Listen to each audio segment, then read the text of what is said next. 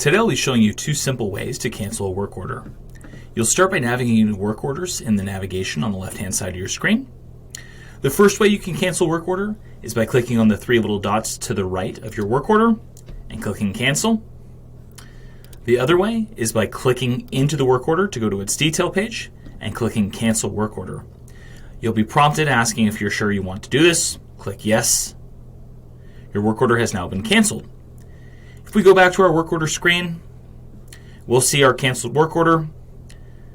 We have a couple other options we can perform at this point. If we click the little three dots here, we can duplicate this work order to create a copy of it.